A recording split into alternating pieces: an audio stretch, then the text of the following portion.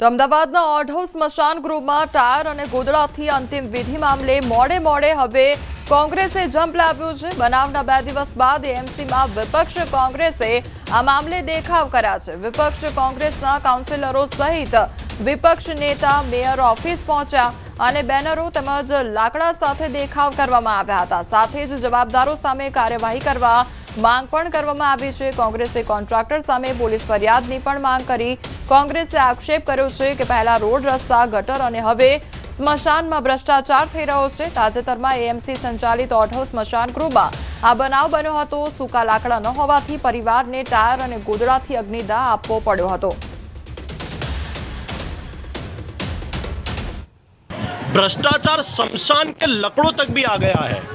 बहुत बड़ी शर्मनाक घटना परसों ओढ़व विस्तार में घटी। यदि शमशान के लकड़ों को भी चुराया जाता हो, आज कांग्रेस पार्टी ने सभी कॉरपोरेटर, हमारे उपनेता नीरव भाई डंडक, जगदीश भाई और सभी कॉरपोरेटर मिलकर अहमदाबाद शहर के मेयर को आवेदन पत्र देकर यह बात कही गई है कि उस कॉन्ट्रैक्टर को ब्लैकलिस्ट ही नहीं, पुलिस एफआईआर की मांग करने की बात कांग्रेस पार्टी ने आज मेयर को आवेदन पत्र देकर करने में आई है। आ विषय गंभीर અને સેન્સિટિવ છે।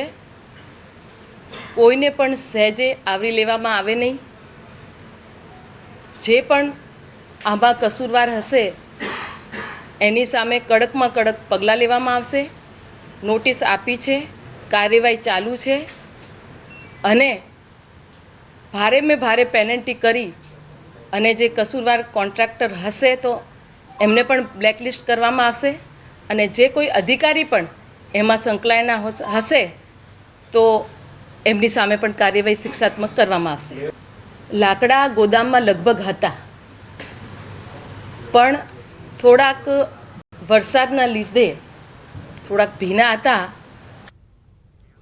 હજુ 24 કલાક રાજ્યમાં વરસાદનું જોર રહેશે। વરસાદને લઈ હવામાન વિભાગ દ્વારા આગાહી કરવામાં આવી છે। 3 દિવસ હળવાથી મધ્યમ વરસાદની શક્યતા સેવાઈ રહી છે।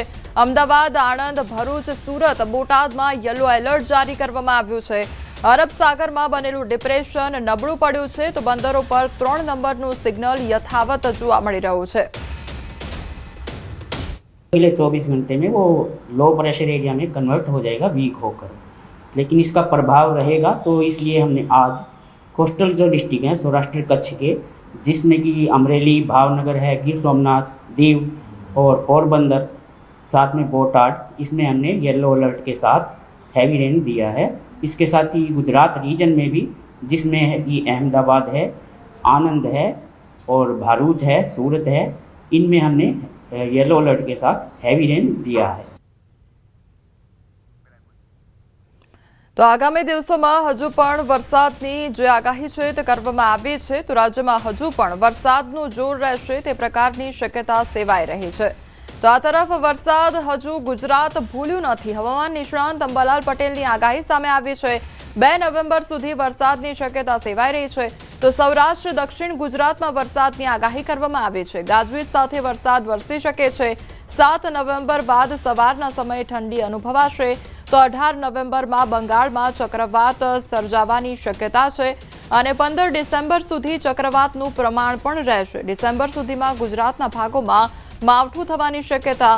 તો એક પછી એક પશ્ચિમી વિક્ષેપોના કારણે માવઠાની શક્યતા સેવાઈ રહી છે।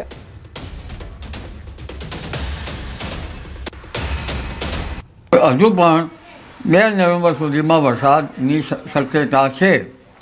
દક્ષિણ સૌરાષ્ટ્રના ભાગો, સુરત, ભરૂચ, દક્ષિણ ગુજરાતના ભાગો, મધ્ય ગુજરાતના ભાગો, ઉત્તર ગુજરાતના ભાગો, કચ્છના ભાગો અને સૌરાષ્ટ્રના કેટલાક ભાગોમાં 2 નવેમ્બર સુધીમાં હજુ વરસાદની શક્યતા છે। ક્વચિત કોઈ જગ્યાએ ગાજવીજ સાથે વરસાદ થઈ શકે, પરંતુ ત્યારબાદ પણ 5 નવેમ્બર સુધીમાં હવામાનમાં વાદળવાયું કે ક્યાંક લગભગ છાંટાછૂટી જેવું રહી શકે। એટલે ખેડૂત ભાઈઓ માટે હવે શિયાળુ મોસમ લેવાની થશે, શિયાળુ પાક લેવાનું થશે। એટલે 7 નવેમ્બર બાદ ધીરે ધીરે ઠંડીનું પ્રમાણ સવારના પરમાં રહેવાની શક્યતા રહેશે। 18 નવેમ્બરમાં બંગાળના ઉપસાગરમાં ચક્રવાત થવાની શક્યતા રહેશે અને આ ચક્રવાતની અસરો પણ લગભગ 15 ડિસેમ્બર સુધીમાં ચક્રવાતનું પ્રમાણ રહેશે અને 15 ડિસેમ્બર સુધીમાં ગુજરાતના ભાગમાં માવઠું થવાની શક્યતા રહેશે. એક પછી એક આવતા 25 દિવસોના કારણે માવઠાની શક્યતા વધારે રહેવાની શક્યતા છે. આ વખતે લા નીનોના સંકેતો સાંપડી રહ્યા છે, ત્યારે ઠંડી વધુ પડી શકે જો લા નીનો બને તો.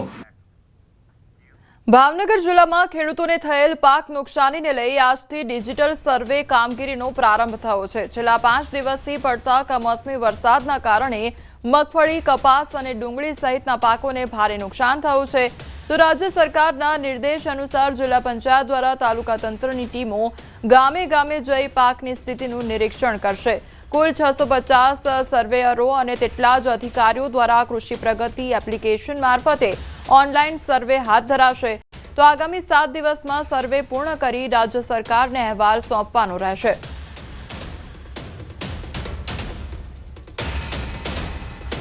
પાક નુકસાનીની જે રજૂઆતો મળેલ છે અને પાક નુકસાનીનું આકલન કરવા માટે જે સરકાર તરફથી આદેશ કરવામાં આવ્યા છે, એના માટે કૃષિ પ્રગતિ ઓનલાઈન એપ્લિકેશનથી ડિજિટલ સર્વે શરૂ કરવામાં આવ્યો છે, જેમાં ગામદીઠ સર્વેયરની નિમણૂક કરીને ડિજિટલ સર્વેની પ્રક્રિયા આરંભવામાં આવી છે. કાલથી જ સર્વે શરૂ થયો છે. એમાં 650 જેટલા આપણે સર્વેયરોની નિમણૂક કરી છે અને તેમને સર્વે શરૂ કરવાની સૂચના આપી છે અને તેના માટે દરેક ગામદીઠ આપણે એક મોનિટરિંગ કર્મચારીની પણ નિમણૂક કરી છે, જેઓ સાથે રહીને સર્વેની કામગીરીને આગળ ધપાવશે.